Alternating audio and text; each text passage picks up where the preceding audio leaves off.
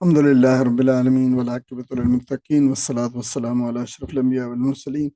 سیدنا محمد وعلی آلہ وصحبہ اجمعین، اما بعد، اعوذ باللہ من الشیطان الرجیم، بسم اللہ الرحمن الرحیم۔ محترم عزیز بہنوں اور بھائیوں، آج انشاءاللہ تعالی ہم 22ویں پارے کے اہم مضامین کا جائزہ لیں گے۔ 22ویں پارے میں نبی کریم صلی اللہ علیہ وسلم کا اسوہ، اس کا تذکرہ، شکر کا مضمون بہت زبردست انداز میں، اور توحید کا جس طرح تمام مکی صورتوں کے اندر آیا، اس کے اندر بھی اسی طرح، اور انجام اقوام، مختلف اقوام کے نتائج ان کی جو انجام آخر جو ہوا ہے دنیا میں، اس کا تذکرہ ہے۔ تو یہ چند ایک عنوانات ہیں جو مل کر ہم ایک عنوان جسے ہم جو ہے ترتیب دے سکتے ہیں، جس سے 22ویں پارے میں نبی کریم صلی اللہ علیہ وسلم کے اسوے کی، یعنی آپ صلی اللہ علیہ وسلم کے طریقے پہ آپ کی اطاعت کی جو ہے اس کو ہدایت کا معیار بتایا گیا ہے۔ شکر جو ہے وہ نعمت کے دوام، تسلسل، یعنی نعمت کا جاری ہونا اور نعمت کا ہمیشہ رہنا، اس کی بنیاد ہے، یہ بتایا گیا ہے۔ اور توحید حق کا مرکزی ستون ہے، یہ بتایا گیا ہے۔ توحید کے بغیر کوئی بھی دین جو ہے وہ توحید کے بغیر دین حق کی بات ہے، وہ اس کے بغیر اس کا کوئی تصور نہیں ہے۔ قیادت اور عوام دونوں جواب دہ ہیں، اس کا تذکرہ ہے، اور قرآن دلوں کو جگانے کے لیے ایک تذکیر ہے اللہ تعالیٰ کی طرف سے۔ تو ان تعلیمات اور احکامات سے گھر، معاشرہ اور امت، لیکن تین جو ہے یہ توحید اللہ تعالیٰ کی، اللہ تعالیٰ کے شکر، اس کی اطاعت اور انجام آخرت کے ساتھ جڑتے ہیں۔ یعنی ہر چیز جو ہے وہ لنکڈ ہے ان سے، ان تعلیمات سے، جو اس صورت کے اندر، جو اس پارے کے اندر مجموعی طور پر جو ہے وہ آئی ہے۔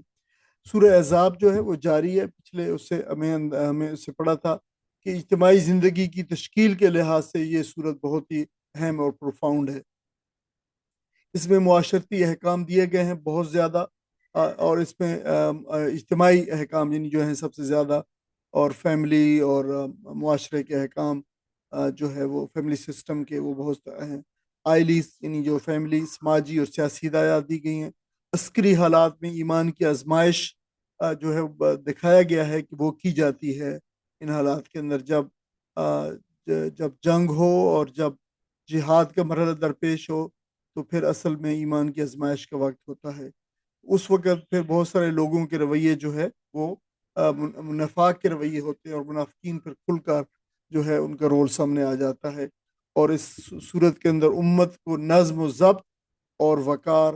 اور ڈیسنسی جو ہے وہ سکھائی گئی ہے۔ تو اسلامی معاشرہ محض جذبات کا نام نہیں ہے، بلکہ واضح احکام، مضبوط کردار اور اجتماعی نظم آرگنائزیشن کا جو ہے وہ نام ہے۔ آرگنائزیشن سے مراد ہے کہ ایک ویل نیٹڈ سوسائٹی ہے، یہ اسلام کی سوسائٹی ہوتی ہے، اور اسی کے لیے یہاں پہ قوانین بیان کیے گئے ہیں۔ پہلے معاشرتی پاکیزگی کے اصول ہیں۔ معاشرت جیسے لوگوں کی معاشرت ہے، رہنا ہے، اور رہنے کے مختلف طور طریقے ہیں، ان کو جو ہے ریگولیٹ کیا گیا ہے۔ عورتوں کو جلباب کا حکم دیا گیا، ایسی چادر جو ان کے سروں سے ان کے سینوں تک جو ہے چلی جائے، تو یہ تاکہ ان کے جو ہے وہ یہ پردے کا بنیادی طور پر حکم تھا۔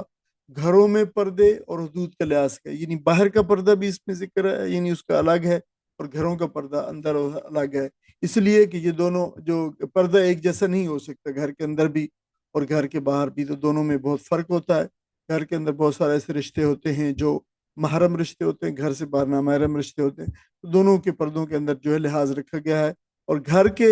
اندر جو پردہ جو ہے اس کو بہت ریلیکس کیا گیا ہے۔ جاہلی بناؤ سنگھار سے روکا گیا ہے، یعنی بناؤ سنگھار اور اس کے ایگزیبیشن سے روکا گیا ہے، یعنی یہ ایسا نہیں ہے، مطلقاً نہیں روکا گیا کہ عورت بناؤ سنگھار نہ کرے، بلکہ بناؤ سنگھار کی اجازت ہے عورت کو، اور یہ اگر اپنی جائز حدود کے اندر کرے، اپنے شوہر کے لیے کرے، تو یہ بہت اچھی بات ہے اور بہت پسندیدہ ہے۔ لیکن ظاہر ہے اس کی بناؤ سنگھار کر کر باہر اور غیر محرم کے سامنے اور غیر مردوں کے سامنے، تو اس سے روکا گیا ہے۔ متوجہ کرنے والے زیوروں کی ممانعت ہے، جو آواز پیدا کریں اور دوسرے لوگوں کو اپنی طرف متوجہ کریں، اور بغیر دعوت میں شرکت کھانے کی، یعنی دعوت میں بغیر اگر دعوت کے کسی دعوت میں اگر کوئی آپ کو دعوت نہ ہو، انویٹیشن نہ ہو، تو وہاں پہ شرکت سے منع کیا گیا ہے۔ یہ آداب کے خلاف ہے اور اخلاقی اصولوں کے بھی خلاف ہے۔ تو ایک پاکیزہ معاشرہ اس وقت بنتا ہے جب معاشرے کے اندر حیا اور حدود اور باہمی احترام کو اجتماعی اصول بنایا جائے، اور پھر لوگ اور اس کے ماننے والے اور اس کے فالو کرنے والے اور اس کے افراد معاشرے کے ان اصولوں کا لحاظ اور پاس کریں کہ یہ وہ نارمز ہیں جن کی ہم پریکٹس کریں گے. ظاہر ہے جب بھی معاشرہ اس کو پھر اس کی بریچ کرے گا تو ظاہر ہے پھر معاشرے کے اندر فساد پھیلے گا اور آرگنائزیشن جو ہے وہ ڈس آرگنائزیشن کے اندر اور ظاہر ڈس آرڈر کے اندر جو ہے بدل جائے گا. تو معاشرہ ظاہر ہے پھر اس کی تلپٹ جو ہے معاشرہ ہو جائے گا. پھر ازواج مطہرات کو خصوصی ہدایات دی گئی ہیں, یعنی عورتوں کو بھی ہیں لیکن پھر ازواج مطہرات کو خصوصی ہے مقام ہے آپ صلی اللہ علیہ وسلم کی ازواج کا. آپ کی متعدد ازواج کے اندر حکمتیں بھی تھیں, ان میں تعلیمی بھی ہیں اور تشریعی بین شریعت کے مسائل بھی تھے اس کے اندر. ان میں اجتماعی اور سیاسی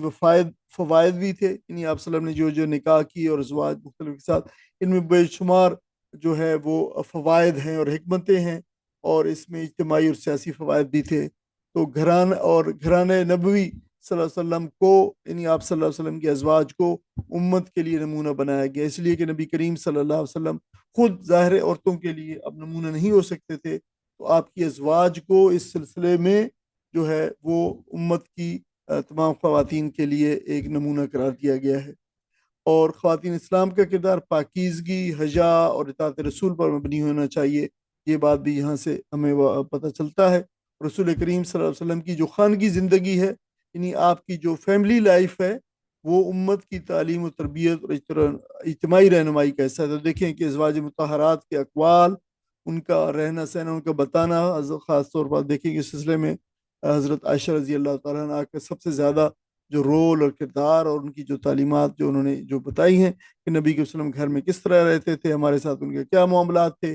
تو یہ ایک بہت بڑی امانت تھی جو امت کو جو اس طریقے سے پہنچی ہے. تو یہ آپ ایک اجتماعی تربیت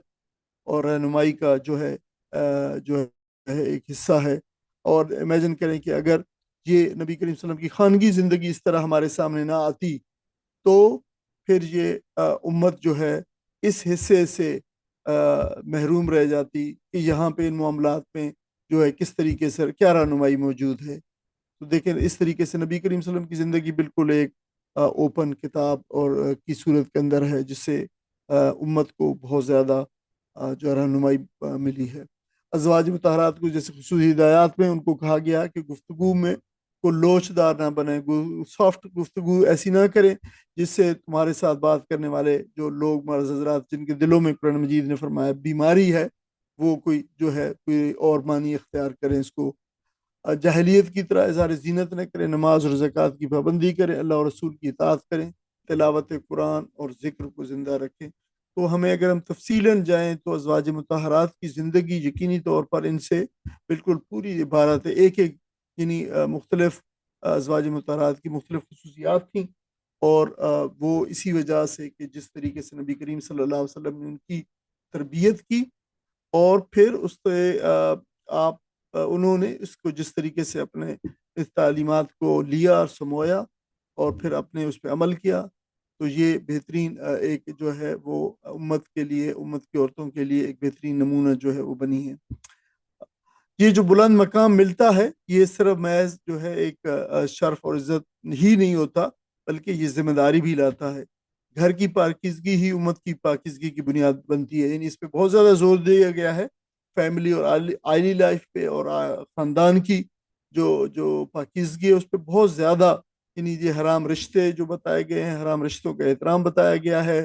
اور یہ سارے جو آئلی خاندان اور زندگی کے لیے بتائی گئی ہیں, اس وجہ سے ہے کہ جب یہ بنیادی یونٹ معاشرے کا جو ہے گھر ہے یہ پاکیزہ ہوگا تو پھر صالح اور پاکیزہ معاشرہ وجود میں آئے گا. غزوہ احزاب اور بنو قریظہ کا واقعہ ہے. تو پہلے غزوہ احزاب ہے جس میں مختلف قبائل, تقریباً آپ کہہ سکتے ہیں کہ جزیرۃ العرب کے سارے مشرک قبائل, اور پھر ان کے ساتھ جو ہے جن کو لیڈ کر رہے تھے کفار مکہ, مشرکین مکہ, اور پھر اس کے ساتھ منافقین بھی مدینہ کے جو ہے وہ مل گئے. تو وہ یہ اس کا تذکرہ ہے جس جنگ کے اندر یہ سارے اکٹھے ہو گئے تھے, اور مدینہ کے اندر سے جو یہود تھے تینوں قبائل, ان کے ساتھ نبی کریم صلی اللہ علیہ وسلم کو معاہدہ تھا, یہ تحریری معاہدہ تھا, آپ کو یاد ہوگا, اور اس میں پھر ایک ایک قبیلے نے جو ہے وہ اپنے جو عہد شکنی کی انہوں نے, اس سے پہلے بنو نذیر جو ہے شکنی کر چکے تھے، اور ان سے پہلے بھی بنو قینقاع جو ہے کر چکے تھے۔ تو تیسرا قبیلے جو تھا انہوں نے عین احزاب کی جنگ، جو شدید اور مشکل ترین جنگ تھی جس کو قرآن مجید نے کہا تھا مسلمانوں کے لیے، اس جنگ کے عین دوران میں انہوں نے غداری کی اور جو ہے دشمن سے جا ملے اور دشمن کے ساتھ ساز باز کی کہ ہم اس طریقے سے جو ہے وہ آپ کے ساتھ مل کر اور اس طریقے سے محمد صلی اللہ علیہ وسلم اور اسلام اور اس دین کا جو ہے وہ خاتمہ کر دیں گے۔ اور یہ عین ممکن ہوتا کہ ہو جاتا، لیکن کچھ ایسے پھر ایونٹس ہوئے جو ہے جس کو اللہ تعالیٰ نے پھر جو ہے ان چیزوں کو بالکل بدل دیا، اور ان کی بنو قریظہ کی غداری جو ظاہر ہو گئی، اور مومنین ظاہر اب یہ صورتحال درپیش تھی کہ تمام کے تمام 10,000، کبھی عربوں نے 10,000 لشکر نہ دیکھا تھا اکٹھا۔ 10,000 کے لشکر ایک چھوٹے سے شہر پہ بستی تھی، چھوٹی سی مدینہ آپ کو، کہ اس پہ حملہ آور تھے، اور ان کی مکہ مدینہ کی کل آبادی سے بھی کئی گنا زیادہ جو ہے لوگ جو ہے وہ آئے تھے حملہ آور ہو کے، اور تمام ساز و سامان کے ساتھ اور اسلحے کے ساتھ، اور تو یہ بڑا سخت موقع تھا۔ قرآن مجید نے خود اس کو بتایا ہے کہ شدید ترین آزمائش تھی مسلمانوں کی، اور اس میں لوگوں کی تعریف بھی کی اللہ تعالیٰ نے کہ جنہوں نے پھر اس میں دیکھا ان لشکروں کو، اور پھر انہوں نے کہا تھا کہ یہ تو وہی جو ہے چیز ہے جو اللہ اور رسول صلی اللہ علیہ وسلم نے وعدہ کیا جن کا، اور جن کے دلوں میں نفاق تھا تو انہوں نے کہا بھائی آپ بچنے کی کوئی صورت نہیں ہے، اور پھر وہ دشمنوں سے جا ملے۔ تو اس جو ہے جنگ کے دوران جو غداری کی گئی ہے بنو قریظہ کی، تو پھر ان کو جو ہے اس کی سزا دی گئی ہے، اور پھر جنگ کے بعد جو ہے جب ان کو جو ہے وہ یعنی اللہ تعالیٰ نے اس یعنی ذہن میں رہے، ضمنی طور پر یہ بات ہے، لیکن یہاں پہ جب جنگ احزاب ختم ہوئی، نبی کریم صلی اللہ علیہ وسلم ابھی گھر تشریف لائے، اور گھر تشریف ابھی آپ جو ہے جب زرہ اتار رہے تھے، آپ نے زرہ اتار دی تھی، اور باقی چیزیں ابھی ظاہر ہے جو آپ نے پورا آرمرڈ تھا آپ کا پورا اور سارا، وہ ابھی جو ہے اتار رہے تھے، تو جبرائیل علیہ السلام تشریف لائے اور پوچھا کہ یا رسول اللہ آپ نے اپنے جو ہے اسلحہ اور آپ کا اتار کے رکھ دیا ہے؟ تو نبی صلی اللہ علیہ وسلم نے فرمایا کہ ہاں، فرمایا کہ نہیں ابھی ہم نے تو نہیں رکھا، اللہ تعالیٰ آپ کو حکم دیتا ہے کہ جو ہے اسی وقت اسی صورتحال میں جو ہے وہ نکل کھڑے ہوئے۔ یہ دوپہر کا ظہر کا وقت تھا، اور آپ صلی اللہ علیہ وسلم نے منادی کروا دی کہ جو سارے لوگ جو ہے اپنے اپنے جہاں جس صورتحال میں ہے اپنے جو ہے اسلحہ لے کر اور جو ہے وہ بنو قریظہ کی طرف چلے۔ تو یعنی اللہ تعالیٰ نے براہ راست حکم دیا کہ تم سمجھے ہو کہ احزاب کی جو ہے جنگ احزاب کے ختم ہونے سے بات ختم ہوگی، یہ بات ختم نہیں ہوئی ہے، ابھی غداروں کو جو ہے سزا دینا باقی ہے، جنہوں نے تمہاری اس ریاست کے ساتھ اور اس معاشرے کے ساتھ، اس اجتماعیت کے ساتھ یا اپنے شہر کے ساتھ جنہوں نے غداری کی ہے، ان غداروں کو جو ہے وہ سبق سکھانا ضروری ہے، اور یوں جو ہے پھر ان کو حضرت سعد بن معاذ رضی اللہ تعالیٰ عنہ، یہ واحد صحابی تھے یعنی جو 2-3 اور صحابہ کے ساتھ جو اس مارکے کے اندر شہید ہوئی ہے، غزوہ احزاب کے اندر زخمی ہو گئے تھے، آپ کو تیر لگا تھا اور آپ بڑے شدید زخمی تھے، تو پھر آپ نے جو ہے وہ آپ حلیف تھے، آپ کا قبیلہ جو تھا خزرج جو ہے ان کے ساتھ بنو قریظہ کے ساتھ، تو انہوں نے ان کو حکم بنایا، اور آپ نے جو فیصلہ کیا تو نبی کریم صلی اللہ علیہ وسلم نے فرمایا کہ ان کا فیصلہ وہی ہے جو اللہ کا فیصلہ ہے، یعنی اللہ نے بھی یہی فیصلہ کیا تھا، اور انہوں نے بھی ان کا کہ ان کے مردوں کو قتل کر دیا جائے، اور ان کو پھر جو ہے وہ قتل کر دیا گیا ان کو، اور پھر ان کو باقیوں کو جلا وطن کر دیا گیا، وہ خیبر کی طرف نکل گئے، اور بعد میں پھر جو ہے ہو گئے باقی جو قبیلے جو جا چکے تھے تو وہ بھی خیبر میں تھے، اور بعد میں پھر خیبر میں بھی ان کی جو ہے وہ خبر خیر لی گئی۔ تو یہ واقعہ جو ہے بڑا اہم واقعہ تھا، اس کی طرف اشارہ ہے، اور وہاں یہ بتایا گیا ہے کہ دراصل مشکل جو وقت ہوتا ہے تو اصل ایمان کی آزمائش وہاں پہ ہوتی ہے،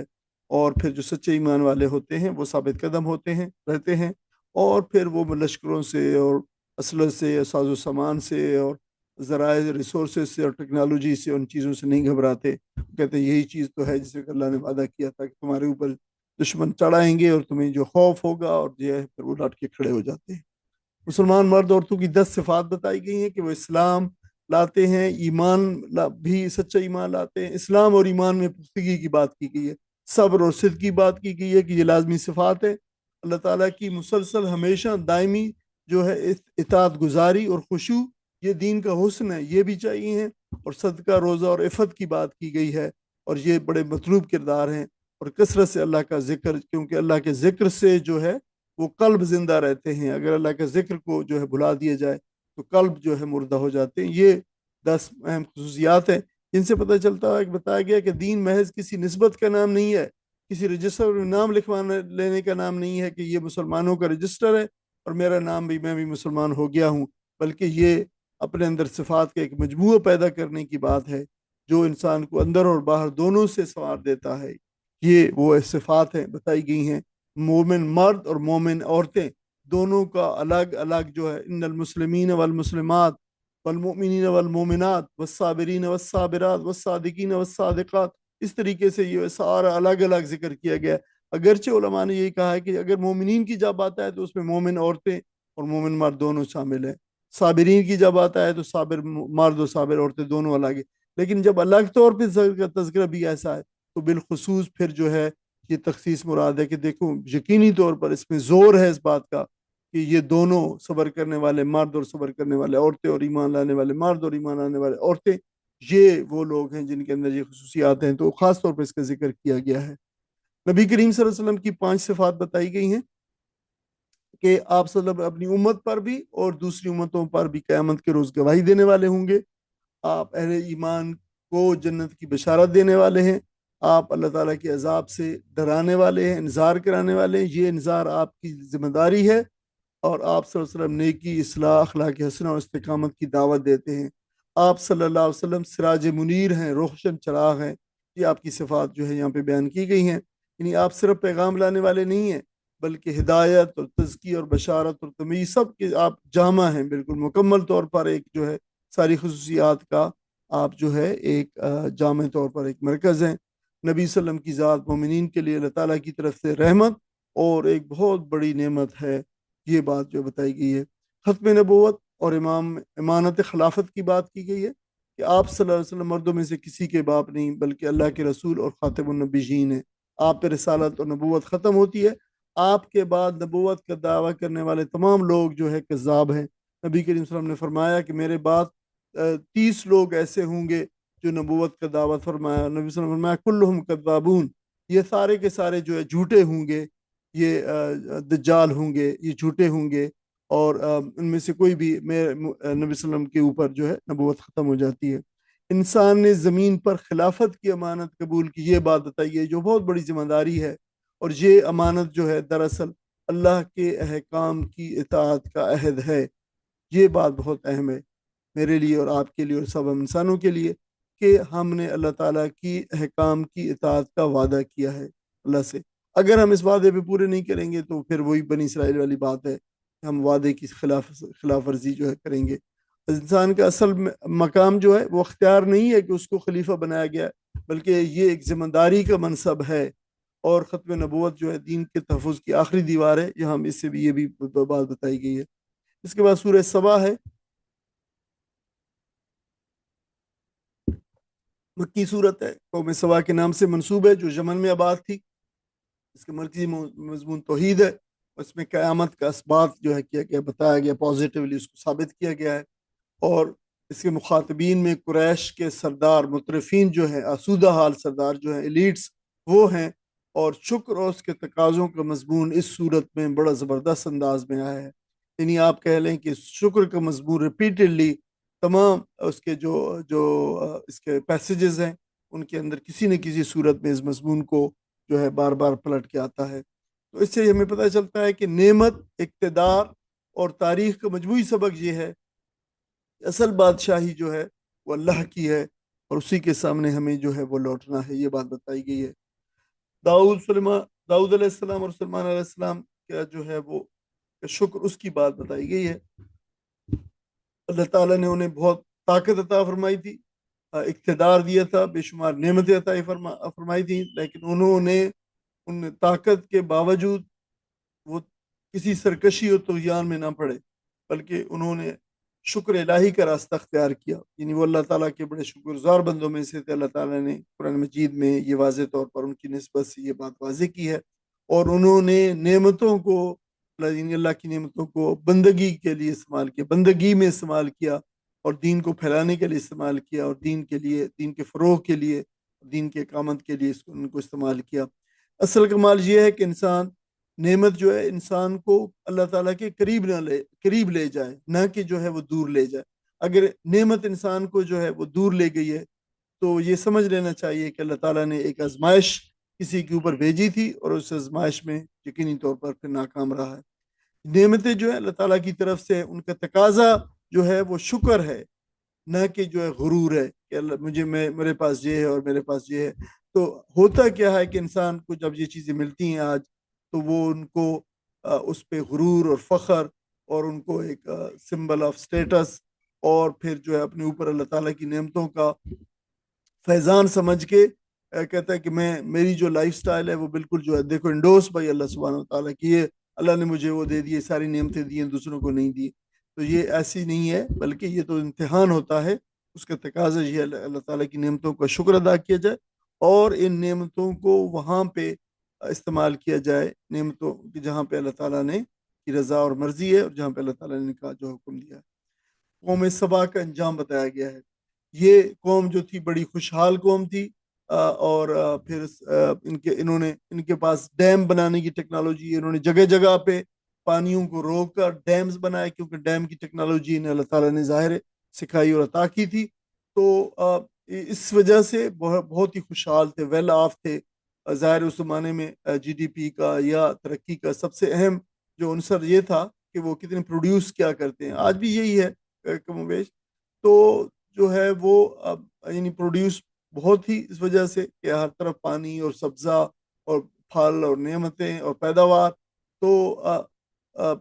وہ پھر ان کو جب ان سے شکر کا تقاضا کیا گیا کہ اب تم اللہ تعالیٰ کا شکر کرو، اس کی اطاعت کرو، تو انہوں نے شکر گزار بننے کی بجائے جو سرکشی اور فساد اور طغیان کا راستہ اختیار کیا،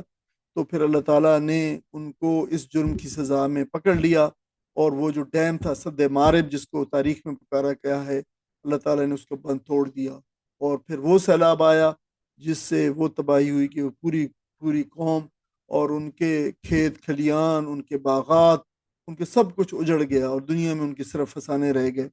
تو ناشکری جب اجتماعی مزاج بن جائے، جب یہ قوموں میں سرایت کر جائے، جب اجتماع جو لوگ جو کوئی قوم ناشکری بن جائے، تو پھر نعمتیں بھی جو ہوتی ہیں وہ بھی اللہ تعالیٰ کی ہلاکت کا باعث بن جاتی ہیں۔ یعنی اللہ تعالیٰ نعمتیں ان کو دیتا ہے کہ دیکھیں یہ شکر کرتے ہیں، جیسے سلیمان علیہ السلام نے فرمایا کہ میرے اللہ نے مجھے یہ نعمتیں دی ہیں کہ وہ دیکھے کہ وہ میں شکر کرتا ہوں یا میں کفران کرتا ہوں۔ تو یہی جو ہے وہ ناشکری جو ہے وہ قوموں کی تباہی کا سبب بن جاتی ہے، یہ بات بتائی گئی ہے۔ مال و جاہ کے فتنے سے آگاہ کیا گیا ہے کہ کسی قوم کے جو سرداران ہوتے ہیں، ملا ہوتے ہیں، مترفین اور ایلیٹس ہوتے ہیں، یہ سب سے پہلے حق کا انکار کرتے ہیں، اور مال و جاہ سے جو محبت ہے ان کی، وہ ان کے کفر کا اصل سبب ہوتا ہے۔ وہ اتنا ان کو عزیز، ان کو یہ چیز دنیا اور دنیا کے اسباب اس قدر عزیز ہوتے ہیں کہ اس کو کھونے کا تصور نہیں کر سکتے، اور وہ حق کی طرف جو نہیں پلٹتے، اور مال و دولت کے اللہ کے ہاں تقرب کی زمانہ سمجھتے ہیں۔ یہ اللہ تعالیٰ نے ہمیں دے رکھا ہے، دیکھو مکوارے مکہ یہی کہتے تھے، دیکھ لیں آپ، نبی کی وسلم کہتے تھے کس پہ اللہ کا فضل زیادہ ہے، تمہارے اوپر، تمہارے ماننے والوں کے اوپر، یا ہمارے اوپر؟ اس کو وہ سمجھتے تھے کہ یہ اللہ کا تقرب ہے، حالانکہ مال اولاد جو ہے آزمائش ہے، اللہ تعالیٰ کی قربت کا ذریعہ نہیں ہے۔ تو یہ ایک بالکل خالصتاً قارونی ذہنیت ہے کہ دنیا ہی کامیابی کی اصل دلیل ہے، حالانکہ اللہ تعالیٰ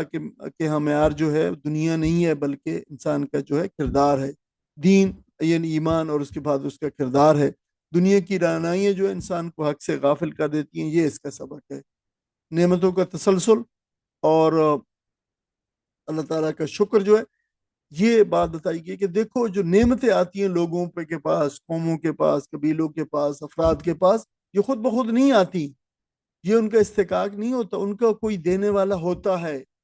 تو ان نعمتوں کی نسبت جو ہے ہمارا رویہ جانچا جاتا ہے اور پرکھا جاتا ہے کہ کوئی قوم اور کوئی فرد اور کوئی قبیلہ کس طریقے سے نعمتیں پا کر کیا رویہ جو ہے کیا اختیار کرتا ہے، اور پھر اسی رویے کے اوپر جو ہے ان نعمتوں کے تسلسل کا انحصار ہوتا ہے۔ اگر تو وہ قوم پھر شکر کرنے والی اور لوگ شکر کرنے والے ہیں تو اللہ تعالیٰ نعمتوں کو جاری رکھتا ہے اور بڑھاتا رہتا ہے، اور وہ نعمتوں کا حق نہ ادا نہ کریں، کفران کریں، تو پھر اللہ تعالیٰ جو ہے وہ ان نعمتوں کے کو نہ صرف ان سے چھین لیتا ہے بلکہ ان کو جو ہے تباہ بھی کر دیتا ہے۔ تو یہاں یہ بھی بتایا کہ قرآن ایک عظیم نعمت ہے، اور قرآن جیسی نعمت پر جو ہے غور و فکر کرو۔ تو شکر جو ہے اللہ تعالیٰ کی نعمتوں کو برقرار رکھتا ہے، اور ناشکری جو ہے ان نعمتوں کو ختم کر دیتی ہے۔ یہ عظیم سبق جو ہے اس سے ملتا ہے۔ پھر ایک اور بات بتائی کہ عوام اور لیڈرز جو قیادت ہوتی ہے، تو فرمایا کہ متکبر لیڈر جو ہوتے ہیں لوگوں کو گمراہ کرتے ہیں، عوام اندھی پیروی میں ان کے پیچھے چلتے ہیں۔ بالعموم عوام اسی طرح پوری دنیا کے اندر جو ہے، اسی لیے عربی کے اندر بتایا جاتا ہے کہ عوام کل انام، عوام جو ہے جانوروں کی سی مانند ہوتے ہیں، ان کے پیچھے جو ہے وہ اندھا دھند چلتے ہیں، سوچتے نہیں ہیں، فکر نہیں ہوتی، بس جو ہے اپنے لیڈر کی جو سحر ہے یا لیڈر کی جو کرسمیٹک ان کی جو کہہ لیں کہ وہ جسے نبی صلی اللہ علیہ وسلم نے فرمایا کہ لوگ اپنی باتوں سے اور اپنی ان سے لوگوں کو سحر میں مبتلا کر دیتے ہیں، اس سحر میں وہ مبتلا ہو جاتے ہیں کرزموں کے اندر، اور پھر ان کی اندھی پیروی کرنے لگتے ہیں۔ تو فرمایا قیامت میں یہ سب ایک دوسرے کو ملامت کریں گے، ہر شخص اپنے عمل کا خود ذمہ دار ہوگا، اور کوئی کسی کو دوسرے کا جو ہے بوجھ نہ اٹھائے گا۔ سالے لوگوں کی مائیت ہی نفع دینے والی ہے، یہ بات بتائی گئی ہے کہ دیکھو یہ جو متکبر لیڈر ہیں یہ کسی صورت میں تمہیں کوئی فائدہ نہیں پہنچائیں گے، البتہ سارے لوگوں کے ساتھ رہو گے، سالے قیادت کے ساتھ رہو گے تو جو ہے صادقین جو ہوں گے، وَكُونُوا مَعَ الصَّادِقِينَ دوسری جگہ بھی تھا، وہ جو ہے البتہ تمہیں فائدہ اس سے تمہیں فائدہ ہوگا۔ دنیا دار کی عادت کا اندھا اتباع آخرت میں تباہی لاتا ہے، حق کی پیروی ہمیشہ نفع دیتی ہے۔ سورہ فاتر ہے اس کے بعد جو ہے جس میں توحید کی دعوت دی گئی ہے اور شرک کی نفی کی گئی ہے۔ بہت اس میں اللہ تعالیٰ کی قدروں سے استدلال کیا گیا ہے، اور شرک کی بنیادوں کو منہدم کیا گیا ہے، اور متکبر کی عادت کو دھمکی دی گئی ہے، اور ساتھ سزا و جزاؤ کا قانون کی وضاحت کی گئی ہے۔ کائنات کی ہر شے اور ہر نشانی اللہ تعالیٰ کی وحدانیت پہ دلیل ہے، اور شرک و عقل و فطرت دونوں کے جو ہے وہ خلاف چیز ہے۔ پھر اس کے بعد نبی کریم صلی اللہ علیہ وسلم اور قرآن کی وراثت کا ذکر ہے۔ امت صلی اللہ علیہ وسلم کو، نبی کریم صلی اللہ علیہ وسلم کی امت جو ہمیں یہ قرآن مجید عطا ہوا ہے، اور لیکن قرآن مجید کے بعد بتایا گیا کہ امت پھر 3 گروہوں میں تقسیم ہو گئی ہے۔ ایک ظالم لوگ ہیں، ظالم کو گروہ ہے، وہ گناہ گار مسلمان جو اپنے نفس پر جو ہے وہ ظلم کرنے والے ہیں، یہ اکثریت میں ہوں گے، گناہ گار ہیں، ان کے گناہ زیادہ ہوں گے ان کے نیکیوں کی بجائے۔ پھر اس کے بعد ہے مقتصد، درمیان والے، میانہ رو، جو نیکیاں جن کی اور برائیاں کم و بیش برابر ہوں گی۔ اور پھر ایک تیسرا گروہ ہے جو سابقین کا ہوگا، یہ بہت کم لوگ ہوں گے، سچے مومن ہوں گے، نیکیوں میں سبقت کرنے والے ہوں گے، یہی کتاب کے حقیقی وارث ہوں گے، یہ اللہ تعالیٰ کے محبوب ہوں گے۔ تو جو ہے یہ بتا دیا گیا ہے۔ تو اس سے سبق ملتا ہے کہ قرآن کا مل جانا جو ہے کافی نہیں ہے۔ اللہ تعالیٰ قرآن کا مل جانے سے ہم قرآن کے حامل تو بن گئے ہیں، تو کیا ہم قرآن کے وارث بھی بنے ہیں؟ یہ اصل میں سوال ہے جو یہاں پہ جو ہے ہم سے پتہ چلتا ہے۔ مومن اور کافر کا تقابل بتایا گیا ہے کہ ایک اندھا ہے اور دوسرا دیکھنے والا ہے، ایک طرف ظلمتیں اور اندھیرے ہیں اور دوسری طرف روشنی ہے، ایک طرف سایہ ہے اور دوسری طرف دھوپ ہے، تو جو ہے یعنی عذاب ہے اور دوسری طرف راحت ہے، تو کیا یہ دونوں برابر ہو سکتے ہیں؟ یہ سوال اٹھائے گئے ہیں۔ تو مومن اور کافر کا جو انجام ہرگز یکساں نہ ہوگا، یہ چیز بتائی گئی ہے۔ اس کے بعد سورہ یاسین ہے، آخری جو ہے اس کا ابتدائی حصہ ہے اس پارے کے اندر، تو 1 رکوع یا 1.5، تو اس میں بتایا گیا ہے یہ سورت جو ہے قلب قرآن کہا جاتا ہے، اس کو قرآن کا دل کہا جاتا ہے، اور اس کی فضیلت اور اس کے مشمولات جو ہیں اس کی تعلیمات پہ عمل کرنے میں ہے۔ یعنی یہ ایسا نہیں ہے کہ اس کو پڑھنے سے کچھ آپ کو جو ہے محض جو ہے یا اس کے وظیفے کرنے سے نہیں، بلکہ اس پہ عمل کرنے میں اس پہ جو ہے یہ فائدے سارے جو ہیں سورت کے وہ جو ہے وہ ملیں گے۔ اب وہ اس کو قرآن کا دل کیوں کہا گیا؟ اس لیے کہ قرآن کا جو مین مقصد ہے، جو دیکھیں توحید اللہ تعالیٰ کی اور رسولوں کی رسالت اور پھر آخرت کا انذار، یہ تینوں بہت تکرار کے ساتھ یہ مضامین آئے ہیں۔ تو اس وجہ سے اس لیے کہا جاتا ہے کہ دیکھیں قرآن کے یہ جو مضامین ہیں یہ سب سے زیادہ جو اگر آپ کہہ سکتے ہیں کہ جو آتے ہیں جو آئے ہیں اور بڑے زبردست انداز کے اندر آئے ہیں، چھوٹے چھوٹے مختصر فکرے ہیں، بڑے اثر انگیز ہیں، اور تو بڑے فواصل ہیں اور ان کی تکرار ہے اور خوبصورتی ہے، تو وہ اسی صورت کے اندر ہے سب سے زیادہ۔ اور آپ کی رسالت کا بھی ظاہر، رسالت کا مضمون بھی زبردست انداز میں، اس وجہ سے اس کو سورہ یاسین کا جو ہے وہ دل کہا جاتا ہے۔ یعنی سورہ یاسین انسان کے دل و دماغ کو جھنجھوڑ کر اللہ تعالیٰ کی وحدانیت اور نبی کریم صلی اللہ علیہ وسلم کی رسالت کو واضح کرتی ہے اور آخرت پر یقین کو راسخ کرتی ہے۔ یہ جو ہے وہ بات اس کے بارے کے اندر، اس صورت میں آپ اس کا جو اسلوب وہ دیکھیں کہ اس صورت میں 45 مرتبہ نا، نون الف نا جو ہے، جو ہم ہے، ہم کی ضمیر جو آئی ہے، وی، اللہ تعالیٰ نے اپنے لیے ضمیر، ضمیر جو کیا کہتے ہیں رائل جو ضمیر ہے وہ استعمال فرمائی ہے کہ ہم نے یہ کی، جو توحید پر دلالت کرتی ہے۔ یعنی اللہ تعالیٰ نے 45 مرتبہ جب اس کا ذکر فرمایا نہ کا، ہم یہ کرنے والے اور ہم یہ اور ہم نے یہ کیا ہے، تو یہ سارے توحید کے بیان ہے اور توحید کے دلائل ہیں۔ تو آپ صلی اللہ علیہ وسلم کی رسالت کا اس بات ہے، اور ایک پھر قرآن اس پر گواہ ہے۔ آپ صلی اللہ علیہ وسلم کو ایک غافل قوم کی طرف خبردار کرنے کے لیے بھیجا گیا ہے۔ قرآن ان لوگوں پر ایک عظیم احسان ہے جو ہدایت سے محروم ہے۔ تو قرآن کی تلاوت سے توحید کا یقین اور آخرت کی تیاری کا احساس پیدا ہوتا ہے۔ اسی لیے کہا جاتا ہے کہ ریکمینڈ کیا جاتا ہے یا فائدہ بتایا جاتا ہے کہ مرنے والے پر اس صورت کی تلاوت جو ہے کی جائے، ظاہر ترجمے کے ساتھ کی جائے، تاکہ اس کو جو درپیش مراحل پیش آ رہے ہیں آخرت کے اور نزا کے، اور آگے پھر جو ہے وہ برزخ کے، اور پھر تو وہ ان پہ ان کا جو ہے وہ سنتا رہے اور ان کی یقین جو ہے اس کا راسخ ہو جائے اور تازہ ہو جائے۔ اس نے زندگی اسی یقین کے ساتھ گزاری ہے، اور جب اب اس کی جو ہے وہ انتقال اور سفر، دوسرے سفر دوسری دنیا میں منتقل ہو رہا ہے، تو یہ اسباق اور یہ سبق جو ہے اس کے سامنے دہرائے جائیں، تو یہ منزل اس کے لیے اس کی جو آخری جو نزا کا عالم ہے، روح کی پرواز ہے، جو روح کا نکل رہا ہے جسم سے، یہ مراحل اللہ تعالیٰ پھر آسان فرماتا ہے۔ یہ غالباً یہ اس کی جو ہے ایک حکمت بتائی گئی ہے جو وہ ہے۔ تو اس پہ سورہ یاسین کے اس ابتدائی حصے پہ یہ پارہ ختم ہوتا ہے۔ انشاءاللہ تعالی ہم کل 23ویں پارے کے مضامین کو سورہ یاسین کے باقی مضامین سے جاری رکھیں گے۔ وآخر دعوانا الحمدللہ رب العالمین، وجزاکم اللہ خیر۔ اگر کوئی سوال